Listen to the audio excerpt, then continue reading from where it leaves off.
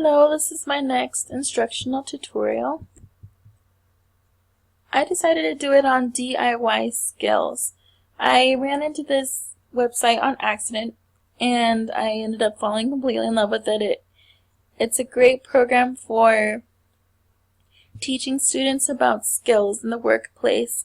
What kind of skills do you need for any type of job? So humanities, art, sports, those kind of things. And it's a great way to describe the type of skills that you need for jobs that necessarily wouldn't come to mind. You'll see what I mean once I click on the website. But my purpose with this website was to teach job skills to a student and open up their eyes to see what kind of skills are involved in a certain job, and perhaps they'll see that they have a lot of the same skills in common and actually like that job and pursue it, or just to have that information in their mind is great too, so that they know what's out there. And I feel like it was a great website. It has all kinds of resources, videos, articles, and all in one place, so students can see information from another student that presents it, or from a medical doctor, or from articles online. So it was really interesting to see. My intended audience would be the students, and the ISTE standards that are covered are the teacher ones, student ones, SSS 3, Research and Information Fluency. So the students would have to use this digital tool to gather, evaluate, and use the information. So they would actually have to look for it. They would have to organize their information and then present it.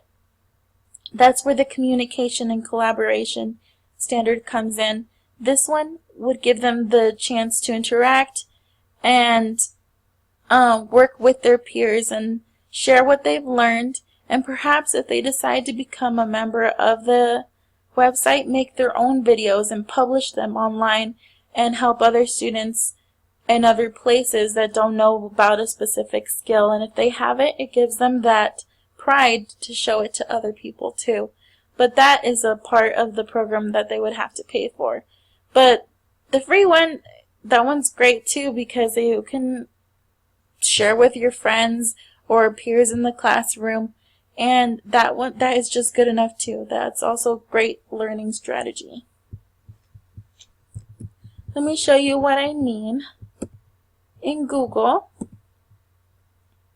you need to type just like this, DIY skills.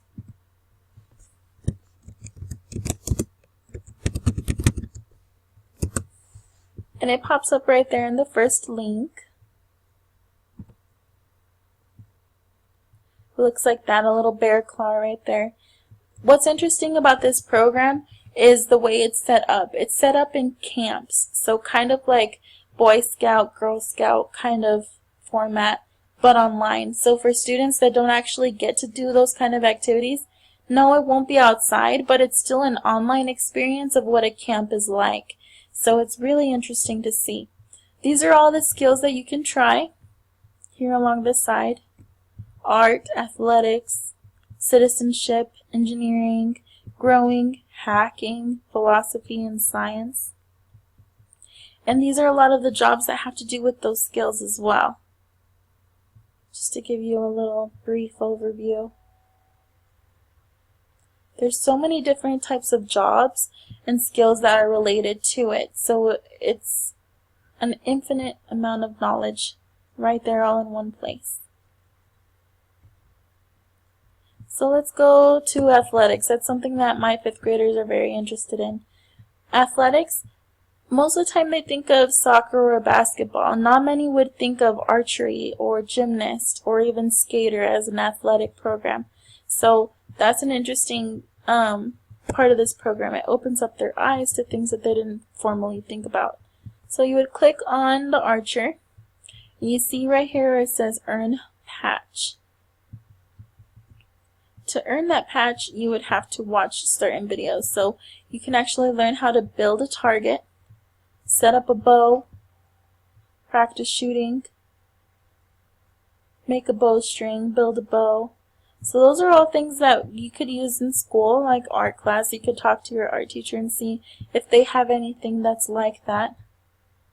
And then here you would watch members' projects that have to do with building a bow. So here's an art one. This one looks like they drew it. This one looks like a cardboard box. Those are all different ways that they could build a target, and maybe they didn't know that they could do that before. Let's go back to the DIY skills. So another one that they could click on is hacking. I know a lot of them were into computers in my last grade. And these are all things that they have to do with hacking. And it's not just breaking into banks like they thought. This would open up their minds a little bit more and actually see all the things that have to do with hacking. There's a meme hacker. This one's pretty popular right now. Scavenger, administration, sensor hacker. And let's just click on one. Sensor hacker. And those are all the different videos that have to do with sensor hacking. So test your sensors, make a robot. This would be fascinating to have in class one day, maybe for a science project, or there's always ways that you can find to tie it into the project, as long as you get your principal's permission, and you can find ways to find funding for it. I'm sure this isn't too expensive, and it's a great way to have them hands-on learning and virtually learning. All of those things are pretty interesting. After they watch the videos, they earn badges, but you could also incorporate your other programs like Class Dojo. I could give them points for watching so many videos a week or something. That would help them stay motivated. Here we'll click on Animator. There's some more things that they can see. A lot of them like to draw. This looks pretty cool. I would like to investigate that a little bit more when I have time. But as you can see, there's so many ways that you can tie in this skills to specific jobs. You can have them look up for a job fair.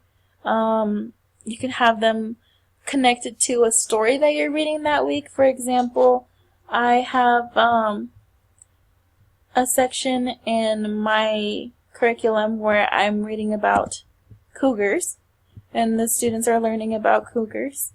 And there's a cougar video right here. So that's a way that you can tie it into your curriculum without having to go too out of reach. It's all right there. A job fair, any way like that. So just to sum it up, this is a great program for teaching skills, and students would be able to research and apply the information that they have learned and analyze it and present it to the class or their team members, or even if they decide to become members of the website, they can present their own information and their own knowledge to other people around the world. So this is a great program that I'm interested in learning more about and actually using in my classroom next year. I hope you take the chance to explore it a little bit more and try to incorporate it into your classroom as well.